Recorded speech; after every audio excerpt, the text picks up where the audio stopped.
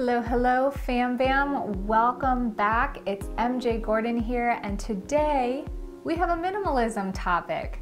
We haven't talked about minimalism for a while. Some of you guys requested it, and I have sort of slowed down because I wanted to move into something a little more deeper. We have so many videos on minimalism, but the principle still applies. And today we're talking about how minimalism has given me more time and energy. So what is minimalism? For you newbies out there, or if this is the first time you're watching a video, minimalism here on this channel means that you are choosing the things that elevate you in your life, add value to you, keep those things, grow those things, and remove all that doesn't. It's easier said than done because most of the time minimalism focuses on the materialism. We focus on decluttering our house, organizing our spaces. But what about when we apply this principle to our thoughts, feelings, actions, the things that we spend our time on, the things that we spend our energy on? So how can we consciously stay mindful of what we're utilizing or what we're involving ourselves in a moment-to-moment basis? Is it serving us? Is it adding value to us or to people who we're interacting with?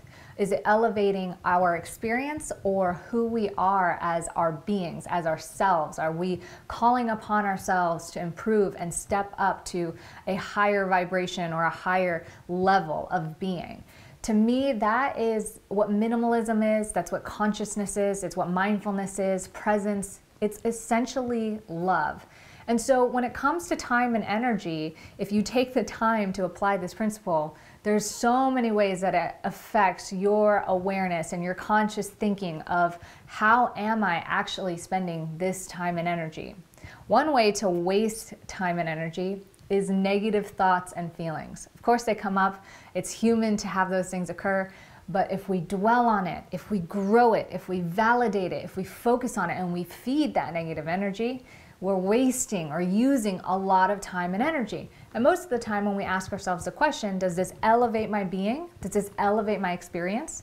The answer is no. So to identify those things and to remove them or to spend less time on them and begin to shift our focus onto things that actually elevate us and elevate our experience and the value that we add to others is what I believe true minimalism is about. So I'm going to share with you today some of the things that I removed from my life to help give me more time and energy. Number one is poor diet choices. Some of you have been here a while, you've seen my journey in dietary choices and what it's done for my body and my health. I had suffered from chronic fatigue, adrenal fatigue. Basically, my body wasn't making cortisol for a very long time. And if you are exhausted and chronically fatigued, then you know what it feels like to wake up feeling like you're dragging a ton of bricks. So poor diet choices and not taking the time to eat. Sometimes it's just as simple as that. We're only having 1 to 2, maybe 3 meals a day, but we're not really thinking about it and we're waiting till we're super hungry and then just like scrambling to get food. Bad habit. I X'd that out, started making conscious choices and creating meal plans and making sure I was prepared for success, and that added extreme value to my time and energy. Yes, it took a little extra time to meal plan, but the amount of energy, which gave me a lot of productivity with my time, that it added to my life was so worth it. So poor diet habits are out the window. The next thing is sloppy bedtimes. When we are driving and pushing hard all day, we tend to want to get more done, or we just want to like veg out and relax and have like some TV time or internet time before we go to sleep. But unfortunately, we get sucked in, we don't have like a real bedtime routine, and then we're like kind of drifting off to sleep. Maybe the lights are still on, maybe the TV is still going, and then we're not getting restful, restorative sleep. So when we wake up, we feel exhausted. And when we're exhausted and we move through the day in exhaustion, then we're not productive with our time. So sloppy bedtimes, it's out.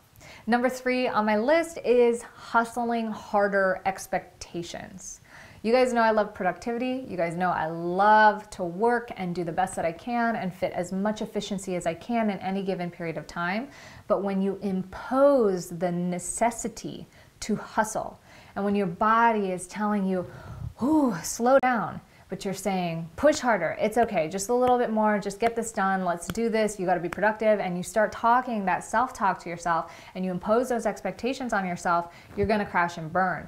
And if you're crashed and burned, you're not gonna have the time and energy to feel like you're even enjoying your time doing what you're doing, even if you're passionate about it. So hustle harder expectations, out the window. Last on my list of things that I removed to add more time and energy in my life is people who don't lift me up. Situations, environments, things that make me feel like I'm dragged down. This doesn't mean that you are not a good friend. If your friend's having a hard time, it doesn't mean that you don't take the time to like try to help lift them up, be that positive contributor or that support system for them. It means that people who constantly drag you down, people who don't elevate you when you need to be lifted up and you elevate them, it's not an equal support system, let them go.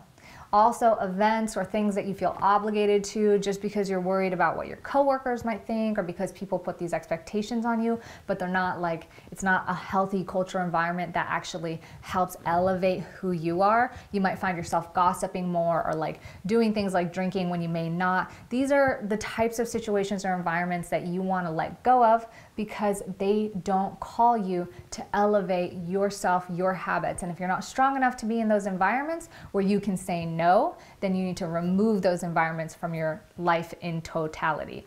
So those are some 4 things that I've done that help me reduce the time and energy that I expend in areas that don't elevate my being, that don't give me more time and energy. And I'm gonna also tell you a couple things that I have included or that have added value to me, that help elevate me, that I have chosen to focus on and hone in on while removing those other things we talked about. So the first thing is easy flow and regular breathers. I call them breathers because literally, even if it's for just 1 second, I might feel myself start feeling overwhelmed or stressed, and I just say, take a breather. Literally, 1 breath, 2 breaths, 3 breaths, maybe 5 breaths. Take a breather until you feel your body release its tension even just a little bit, until you feel your mind slow down a little bit, until you feel yourself say, it's okay to relax, just for this moment, flow with it. It's like 1,000 things that just fell through the roof and caught on fire, and now I got to play fireman or firewoman for the moment, and I didn't expect this to happen. Okay, 1 thing at a time. Take a breather and just flow with it. That has added so much time and energy to me because even though I'm taking an extra second, when I'm expending so much energy feeling like a chicken with my head cut off, it's like so exhausting. And it's stressful the whole time, and it just feels like I'm not really getting anything done. I'm not having clarity, like it's just chaotic. So taking a breather and just easy flow. Enjoy the moment. Yes, get things done, which means stay on task, but to enjoy it while it lasts. Like sometimes I'm in such a big rush that somebody could crack a joke and I'll be like, oh, ha ha ha. Okay, so next thing on the list is da da da da. And I don't take the time to just like really absorb the joke and laugh in that moment. And it's okay to take like 10 extra seconds to listen to the joke and laugh, make that authentic connection with the person who's telling it to me, really have a full-hearted laugh, feeling good in my body, and then say, oh, that was good, thank you. So anyways, let's get to the next thing and get back on track. It takes a little bit of practice, but it's important to be able to mix those moments together with the moments where you have obligations, you have work that needs to be done. And when you do that, it's what makes work enjoyable despite the fact that you have obligations and you have work that needs to be done. So number 2 on my list that helps me really level up my time and energy and that I've focused on growing and honing in on is me time. Me time / meditation. And we're going to talk about this in the upcoming weeks a little bit more because I think it's really easy for those of us who have big dreams and aspirations or people who just are go-getters, people who are doers, to feel guilty about taking me time, to feel guilty about just saying, let's have space where there's nothing to do. Maybe I can just sit here and watch the sunrise. And appreciate the clouds and feel what I'm feeling right now. Smell whatever smell is coming through maybe my kitchen or the toaster is on, or listen to the birds and just feel good in this moment. The other day I was getting a headache because I worked out my back so hard and I'm like, gosh, I don't know what to do. Normally I take the time to distract myself. I busy myself, and I tried that for a minute. I started making bath bombs, but I had like a secret mission. I was like, I'm gonna make these bath bombs because I have all this extra ingredients and I wanna make them, but I'm gonna infuse the bath bombs with what I need. I infused them with oil that contributed to like reducing PMS cramps because I was PMSing. I put in Epsom salt, and I put in a little peppermint and stuff that would help relax my muscles because I was so sore. And I spent half an hour making these bath bombs and feeling productive, and it didn't help at all. So then I took that bath bomb and I took some candles and I took it into my bathtub. I turned off the lights, lit the candles. I put some Bach, yes, classical music, and I enjoyed the bath salts. And I said to my husband, I said, can you please just give me 20 minutes?